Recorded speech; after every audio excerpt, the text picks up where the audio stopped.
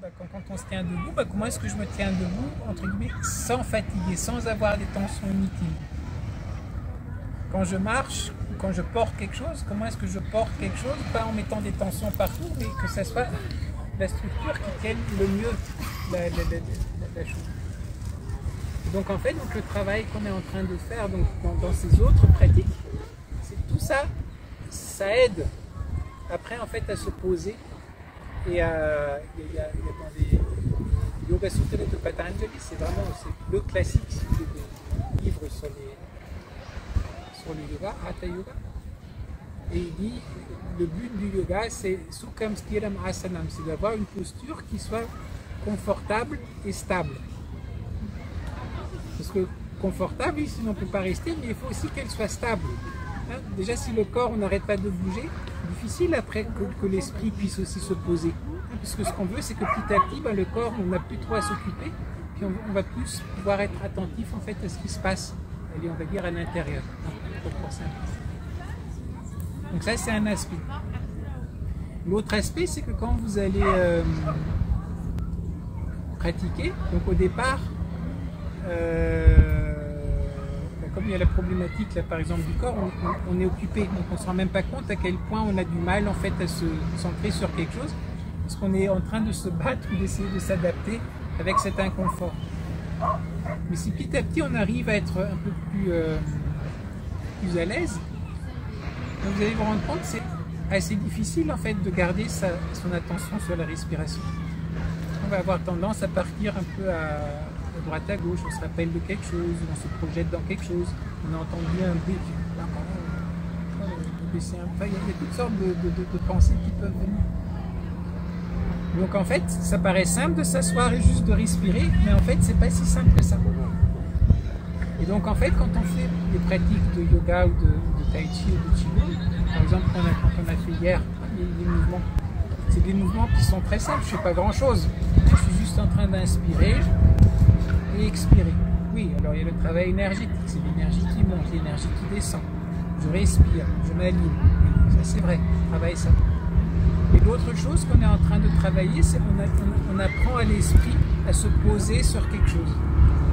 Au lieu de penser à 10 000 choses, notre attention elle est sur j'inspire, j'expire. Elle est sur un mouvement qui est très simple, mais c'est comme si le mouvement avec la respiration nous permet d'ancrer un peu notre attention. Donc, comme ça aussi, en fait, donc Tai Chi, Qigong, Yoga, elle nous permet, en fait, petit à petit, de commencer déjà à apprivoiser un peu notre esprit. On lui donne un peu moins à faire. Fais ça, goûte-le. Hein, ce mot de goûter. Qu'est-ce qui se passe? Je ressens quoi? Il y a quoi là-dedans? Voilà. Et après, donc au départ, on est plus dans le côté corporel. Et après, petit à petit, quand on commence à s'asseoir pour méditer, au départ, c'est assez corporel. Et après, c'est pour ça que je vous ai fait faire au début de la pratique, cette pratique un peu de dissoudre. Hein, déjà de prendre conscience. Est-ce que j'ai des... Hein, parfois, on est comme ça, on ne se rend même pas compte. Hein, on a le front qui est comme ça. On a les sourcils qui sont comme ça. On a les yeux parfois qui sont crispés. Hein, la bouche qui est un peu... La mâchoire qui est... On est en train de mordre les dents. Hein, donc, il y a toutes sortes de choses que parfois, on ne se rend même pas compte. Et là, on se prend l'espace. Ah, je me rends compte. Ah, je n'étais même pas conscient de moi. Ah, j'essaye, j'inspire, j'expire. J'essaye de lâcher. Lâcher, on lâche. Le temps d'arriver en bas, on est déjà à nouveau contracté. Donc, en fait, c'est déjà une première chose qui est extraordinaire, c'est juste de relâcher. Il y a même une pratique taoïste. Vous allez mener encore plus loin ce travail-là. Après, on va relâcher le côté énergétique. On va relâcher l'esprit. Relâcher, c'est ouvrir. Vous ouvrez tellement qu'à la fin, il ne reste plus qu'une grande ouverture. Il y a un grand espace ouvert. Pour l'instant, donc au départ, quand on a fait cette pratique en fait avec la respiration, c'est justement, on respecte notre corps. On est là avec notre corps. Essayons déjà de le mettre un peu en situation confortable. Et en faisant ça, essayons aussi notre esprit, de lâcher déjà un peu et de se poser un peu. Et une fois qu'on a fait ça, après, essayons de commencer à voir si on peut garder un peu son attention sur la respiration. Un exemple qu'il donne parfois, c'est l'esprit, c'est comme un cheval sauvage qui fait ce qu'il veut. Alors comment le dompter? donc ils disent d'abord tu fais un enclos. Si tu le fais venir dans l'enclos, il peut encore se balader à droite à gauche, il peut faire ce qu'il veut, mais à l'intérieur de l'enclos. Après, petit à petit, tu essayes de l'attraper avec une longe, et tu es loin, la longe elle est longue. Donc ok, il fait encore plus ou moins ce qu'il veut, mais il est déjà plus tenu. Petit à petit, tu raccourcis. Et à un certain moment, tu vas essayer de monter dessus. Et jusqu'à ce que petit à petit, en fait, voilà, symboliquement, bah, c'est l'esprit qui va se poser. L'esprit dans le sens où votre être plus profond, qui va avoir dompté cet esprit qui veut aller à droite, à gauche, qui se laisse distraire tout le temps, etc. Mais si on veut le faire directement, si on veut passer directement cheval sauvage, allez, je vais sur le cheval, c'est vous qui allez vous faire éjecter. Et c'est pour ça qu'il y a toutes sortes de, les bouddhistes appelleraient ça des moyens habiles, mais des moyens qui vont nous aider en fait petit à petit à apprivoiser. Donc en fait la méditation, c'est que la méditation là, comme on a expliqué un peu la pratique qu'on vient de faire là, c'est juste une pratique parmi plein d'autres pratiques qui permettent petit à petit en fait à s'apprivoiser. J'aime bien le Petit Prince et le renard. Comment est-ce qu'on s'apprivoise en douceur? Voilà. Est-ce qu'il y a d'autres soit des choses qui vous sont venues dans la pratique de manière générale, mais pas forcément par rapport à ici. Tu dis, bon, tu as déjà pratiqué, non par rapport à ce que tu as pratiqué avant. Est-ce que c'est lié, c'est pas lié? Tu as des questions, comment ça s'inscrit? C'est très ressemblant à ce que j'ai pratiqué. Et là, on apprend aussi. Là, c'est magnifique. On ne peut pas avoir un meilleur cadre, à part quand même, surtout. Bon. Mais de manière générale, je veux dire, on est dans un cadre assez idéal pour pratiquer. Mais maintenant, parfois de l'extérieur ou parfois aussi de l'intérieur, bah, tous les jours ne sont pas pareils. Il y a certains jours, vous allez vous asseoir et on est porté, puis c'est voilà, on se sent bien. Mais il y a d'autres jours, en fait, vous allez vous asseoir. Au moment où vous asseyez, déjà vous en pouvez plus. Hein, vous savez que vous en avez pour 20 minutes et déjà vous asseyez, putain, voilà. Peut-être vous avez mis une petite montre ou un truc comme ça et après 30 secondes, déjà vous regardez, reste combien de temps? Oh, merde. En fait, l'aiguille, elle n'a pas bougé. Et après, vous refermez les yeux. Bon, là, okay. Combien de temps? Il reste encore 19 minutes. Et du début à la fin, c'est que ça. Vous êtes énervé, vous ne tenez pas en place, vous voulez juste que ça s'arrête et que ça termine. Oui, bah on observe. On fait connaissance avec soi-même. Voilà, ça c'est la partie de soi-même qui est... voilà, quand on n'a pas envie, que rien ne va, que... Ok, ça fait partie. D'autres fois, au contraire, c'est magnifique. On n'a pas envie d'arrêter. Bah si, on arrête quand même. Au moment quand c'est terminé, c'est terminé. On ne va pas s'accrocher parce que là, bah, c'était agréable, donc j'en veux plus. Non. Donc on développe petit à petit cette sensation de... cette aptitude à être témoin de quelque chose, sans prendre parti. Je donne pas de jugement. C'est pas bien, c'est pas mauvais, c'est ce que c'est. Et donc, si vous faites ce genre de pratique, que vous laissez l'espace et que vous apprivoisez doucement, bah, petit à petit aussi, bah, y a certaines choses qui peuvent remonter que normalement on a mis de côté, on n'a jamais eu le temps de s'en occuper. Donc vous pouvez aussi avoir donc, parfois des choses difficiles qui vont ressortir. Certaines choses qu'on a oubliées, qu'on a mis de côté, etc. Puis là tout d'un coup, ça va ressortir.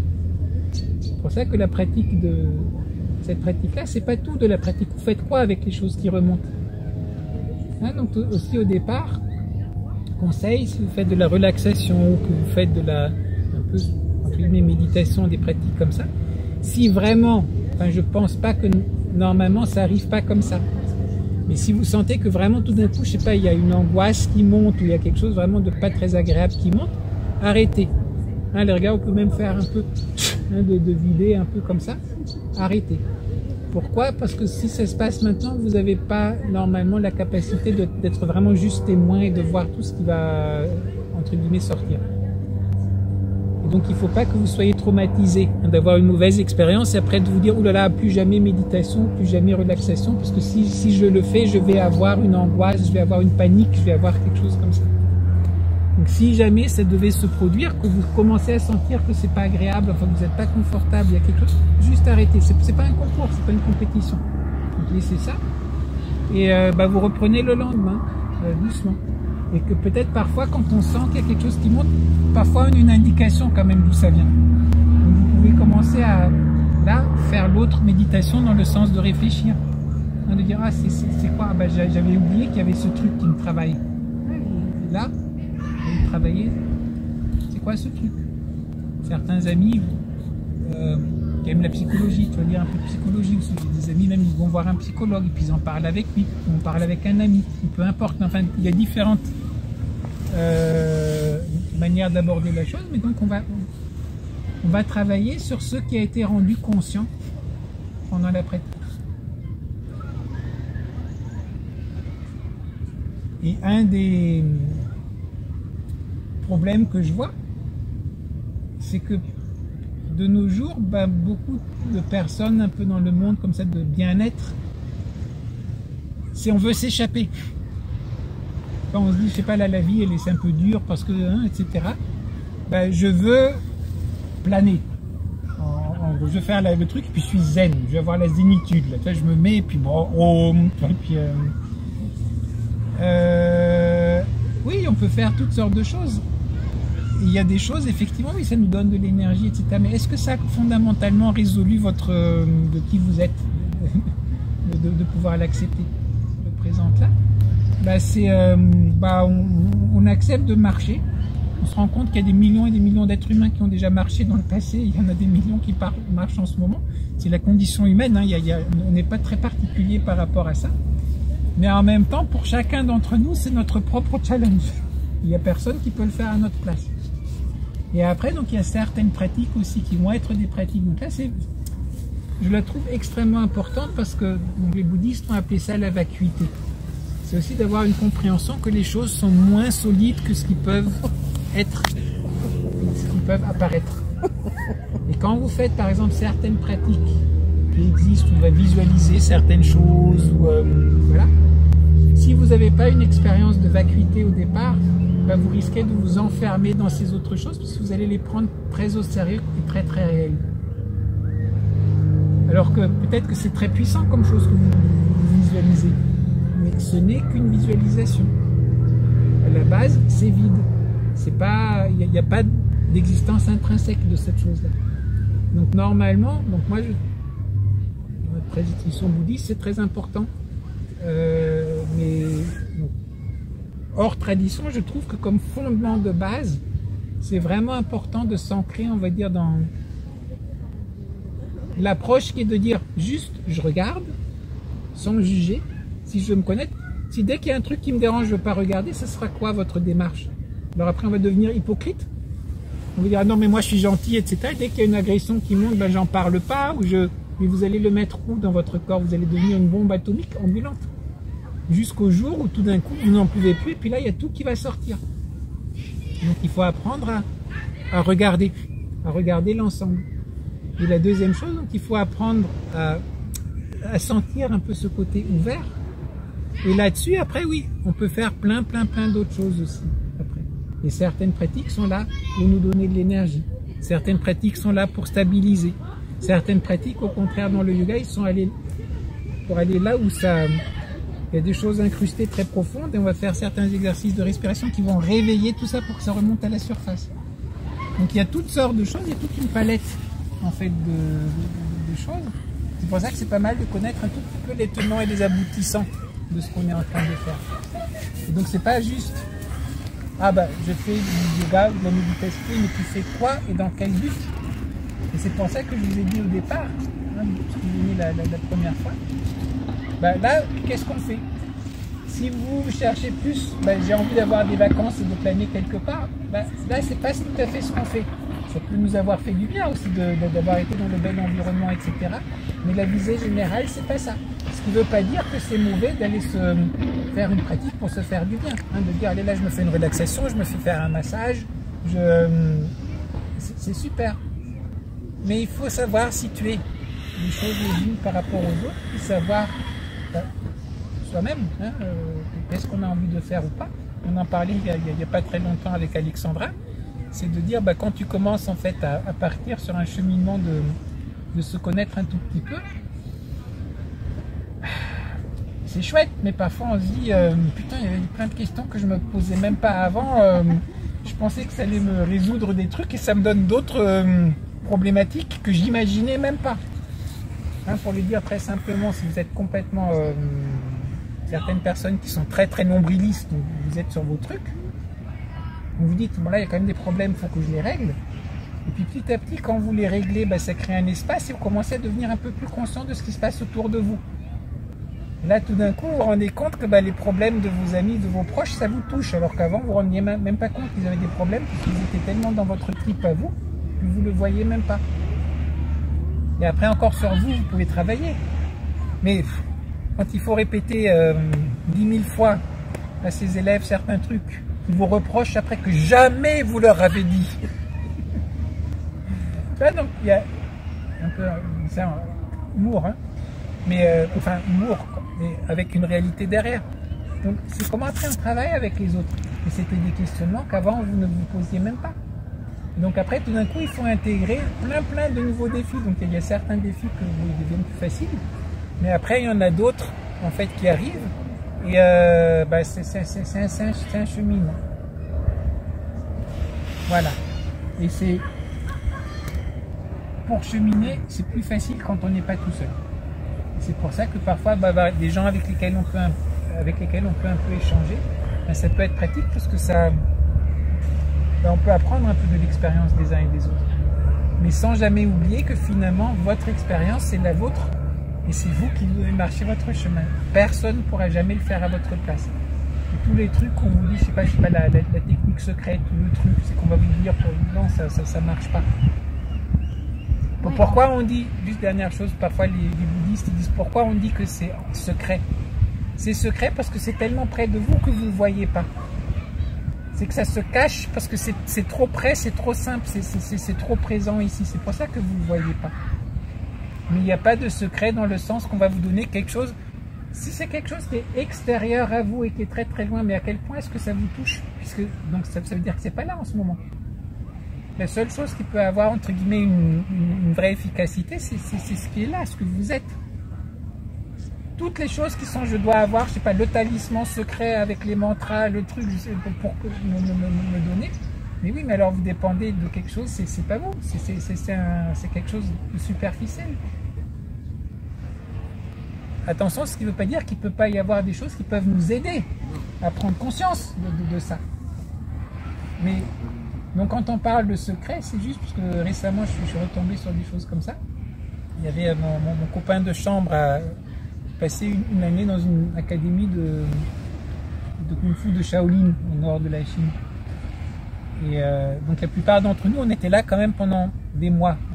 Moi j'étais pendant une année, puis mon copain de chambre il est arrivé un tout petit peu après moi, et puis c'était pour un an aussi. Et à un certain moment, il y a un gars qui arrive, il voulait apprendre les secrets de Shaolin. C'est un peu comme toi, tu vois, mais moi j'aimerais bien quand même le secret là, tu sais, de la méditation, tu vois, enfin le truc là, tu vois, on sait bien à la base, je comprends, mais le truc là, voilà. Et bon, donc il nous dit tout ça. Bon, alors on écoute, tu sais, après, bon pareil, on en a vu des gens passer aussi, tu sais. Et puis après, on rentre dans notre chambre. Et là, il y a mon copain là qui me dit, ça l'a un peu énervé l'histoire. Ouais, Christophe, c'est n'importe quoi cette histoire. Il n'y a pas de secret. Le secret, c'est que tu bosses. C'est la pratique. Et je dis, ah bah ouais, il disait ça faisait 10 mois, 11 mois qu'on était déjà sur place, tu vois, juste à pratiquer. Oui, en partie, c'est vrai que le secret, c'est avoir une certaine régularité et puis de voir sur du moyen long terme. C'est pas comme ça que ça va se faire. Et un autre maître, donc là c'est maintenant, j'ai pas mal travaillé à Bhutan, donc c'est plus les arts martiaux internes en Chine. Et là, maître Zhong, toi, on lui posait la question, il a écrit des livres en chinois par rapport au tai chi donc de Bhutan. Et ça parle aussi un peu de qigong et de méditation. Et là, c'était des gens qui étaient venus de Pékin. Donc il a fait une conférence donc, sur le thème de méditation. Et à la fin, donc il y a un qui dit bon, c'était intéressant, et puis on a lu votre livre, mais bon, vous parlez un peu des choses comme ça, plus basiques, quoi. Mais est-ce que vous pouvez nous parler un peu plus dans la tradition taoïste, c'est ce qu'ils appellent l'alchimie interne. Hein, donc c'est vraiment tout le travail de transformation interne. Et donc il dit 4 conditions pour le travail d'alchimie interne. Première condition, votre corps est en parfaite santé, il fonctionne bien, toute l'énergie elle circule.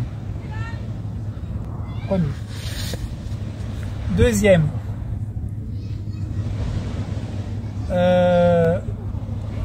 on peut se détacher de toutes les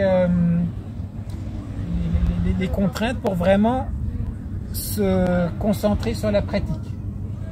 Hein, donc toutes les contraintes, je sais pas, de famille, de boulot, parce que ça prend un certain temps. Troisième, j'ai l'impression que j'ai dû faire les 2 premiers en séparé. Donc le côté que physiquement on est en forme et puis aussi que énergétiquement ça circule.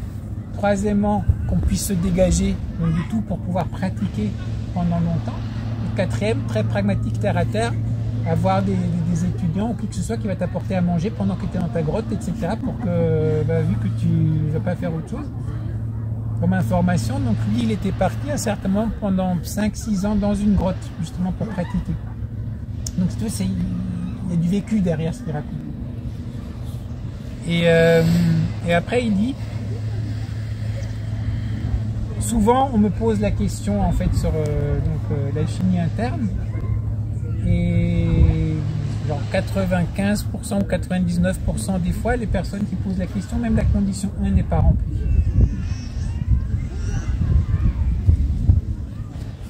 C'est tout. Mais on pourrait pas parler quand même. Bah pourquoi faire?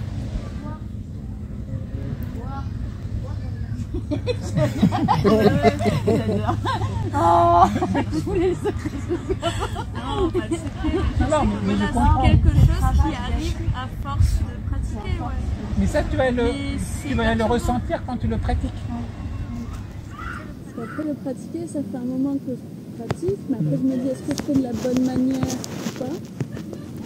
Ben là où tu peux, une manière de tester, est-ce que ça t'a permis d'être un peu plus à l'écoute de ceux qui sont autour de toi? D'être un peu moins démarré au quart de tour sur certaines choses? Est-ce que ça permet par rapport à des situations qu'on vit soi-même, justement de créer un peu plus d'espace pour pouvoir mieux les digérer, mieux les aborder? Est-ce qu'il y a ce genre d'effet? S'il y a ce genre d'effet, oui. Peut-être que c'est pas des effets dans le sens ah bah tout d'un coup je l'évite là, pendant que je médite. Mais c'est ça les effets réels. Tu vois, oui, là il y a un changement. Et que parfois on le voit pour soi-même. Et je sais qu'avec certaines personnes on a parlé, parfois c'est l'entourage qui remarque. Qui dit t'étais hyper speed, là je te reconnais pas, là t'étais plus... Une de nos amies, en fait, il y a encore quelques années, quand elle venait au yoga, au départ, maintenant elle est vachement plus... elle en a pris conscience. Donc c'est sur ces choses-là qu'il faut voir. Et la pratique, là à nouveau, on pratique. Si on a un cadre qui nous permet en fait de prêter attention à certaines choses, c'est un peu comme vous allez faire des arts martiaux, vous allez à l'entraînement. Ok, on s'entraîne. D'abord, on y va doucement, puis petit à petit, on monte, etc. Pour après faire quoi? Si vous êtes dans un art martial, plus de compétition, c'est pour aller dans le ring, aller vraiment vous taper avec quelqu'un. Mais c'est pas dans le ring avec Mike Tyson que vous allez apprendre. Donc, on se crée en fait des espaces qui nous permettent en fait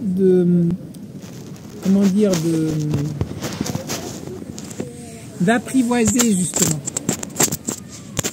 Et après, quand on est capable de faire, je réussis là déjà, je sais pas, à me calmer un peu sur par exemple l'exemple que je vous ai donné tout à l'heure, hein, des haut-parleurs ou quelque chose comme ça. Et si là j'arrive, après, est-ce que j'arrive à mettre ça dans mon travail à l'hôtel? Toi, tu es à la réception, c'est ça? Oui. Certaines personnes sont super, qu'ils arrivent à la réception, t'en as d'autres. C'est peut-être une autre tasse de thé. Donc est-ce que j'arrive sur le coup à garder ce même genre de centrage et d'ouverture? Est-ce que si j'arrive à le garder sur le coup, est-ce que je le garde vraiment, dans le sens que après j'ai terminé le boulot, je rentre, j'y pense même plus parce que j'étais vraiment centré? Ou est-ce que j'ai juste réussi à mettre de côté tous mes trucs, parce que bon, là j'ai mon boulot, donc il faut que je sois souriant, etc. Mais à l'intérieur, c'est... Et puis en fait, dès que le boulot est terminé, c'est putain, mais c'est pas possible, je pourrais le claquer là, le client. Ouais, ça dépend. Mais c'est là qu'est le vrai cheminement.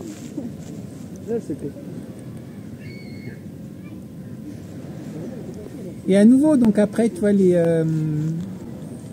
moi aussi j'aime beaucoup lire, etc. Donc c'est pas inutile aussi de se familiariser avec certaines choses. Hein, donc sur certaines différentes techniques de méditation, de choses comme ça, de témoignages là-dessus. C'est magnifique. Il y a juste deux choses que je dirais. Faites attention à ce que vous lisez ne deviennent pas après des fantaisies. Et qu'après, notre imaginaire est très très fort. Donc on peut imaginer toutes sortes de choses. Et donc en fait, si vous dites au départ, ma pratique doit produire ceci, vous risquez de petit à petit partir dans un monde un peu de fantaisie. Et vous rencontrez certaines personnes qui pensent être très spirituelles, mais qui planent beaucoup.